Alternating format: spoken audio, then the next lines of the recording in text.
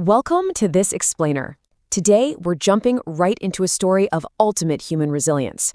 We are going to figure out exactly how our ancestors managed to survive a completely frozen, hyper-hostile world. And spoiler alert, they didn't do it with biological advantages. We didn't have thick fur or sharp claws. We survived through cognitive evolution. It's just a totally fascinating look at what makes us uniquely human and how early humans turned a deadly, indifferent environment into a place where they could actually thrive. Now think about our modern lives for a second. We take our engineered microclimates completely for granted, right? Central heating, synthetic winter coats, fully stocked supermarkets down the street. But imagine stripping all of that away and putting yourself right in the shoes of early humans during the Ice Age. There's zero infrastructure, you step outside and boom, an immediate freezing wind hits you right in the face. You are just completely surrounded by snow, ice, and treacherous mountains. It's a relentless 24/7 test of survival. Okay, so let's dive into this. The very first challenge our ancestors faced wasn't actually starvation. It was the cold.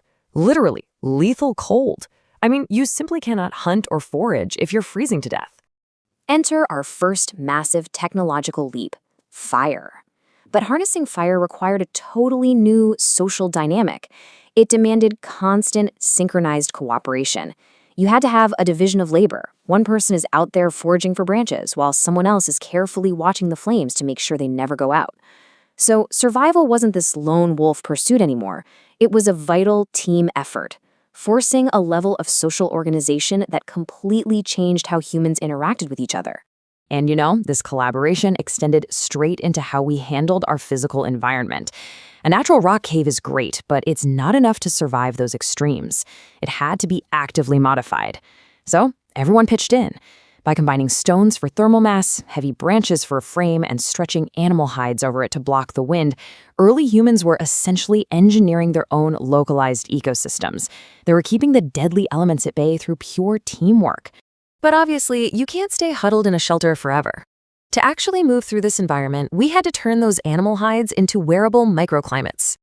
Using simple tools to scrape, shape, and stitch leather, we essentially bypassed the need to evolve thick fur over millions of years. We used our brains to adapt our bodies. And let's be real, this wasn't about looking good. It was strictly about taking our engineered warmth with us out into the wild so we didn't freeze. Now here's a harsh reality to wrap your head around. Humans were at a severe biological disadvantage. Even with our campfires and our heavy leather coats, we completely lacked the sheer mass, the claws, and the brute strength to take on apex predators or massive Ice Age animals in a one-on-one fight. If one single person tried to rush a herd of giant beasts, total disaster, no way. So, what was the solution? A cognitive toolkit. We replaced brute force with strategic, organized intelligence. By using silent hand gestures to communicate, blocking escape routes, and tracking herds predictively, humans completely leveled the playing field. We didn't need to be stronger or faster. We just needed to outsmart our prey by working together as a highly disciplined unit.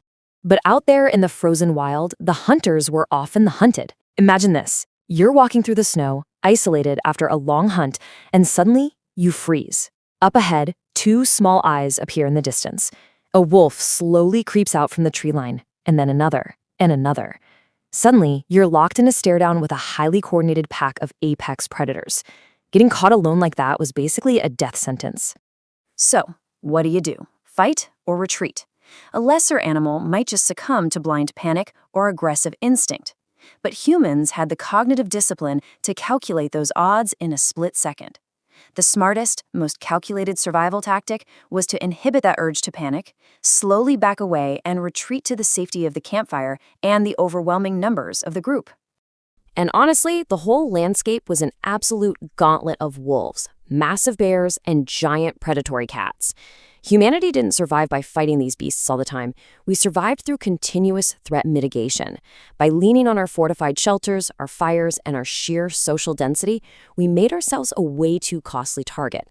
We recognized danger and managed it way before it ever turned into a physical fight. And if predators weren't enough, we had the constant looming pressure of running out of resources.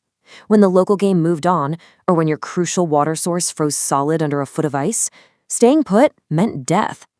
Humans had to be relentlessly nomadic. We had to pack up, migrate across this treacherous terrain, track new resources, and literally break through ice with stones just to get a drink. Movement wasn't just a choice, it was an everyday mandate. And because we couldn't rely on fixed infrastructure like we do today, our survival depended on passing knowledge down. This was a literal survival curriculum, the older generation teaching the kids how to read animal tracks in the snow, how to build a windproof shelter, how to source water. Information passed from mind to mind was the actual difference between life and death out there. Which brings us to humanity's absolute superpower, our immense behavioral plasticity, or just adaptability. We couldn't stop the freezing temperatures, and we definitely couldn't outwrestle a mammoth. But we could continuously invent and adapt our behaviors to master a world that honestly couldn't care less if we lived or died. Changing ourselves, rather than waiting millions of years for evolution to catch up, was the key to our reign. Fast forward to nightfall. The temperature plummets, and the darkness outside is lethal. But inside the shelter, the fire is burning. And that division of labor we talked about, it continues straight through the night. Watchmen stand guard while others sleep and prepare food. We survived those brutal nights not because anyone was physically dominating, but because of an unbreakable, deeply ingrained system of social cohesion.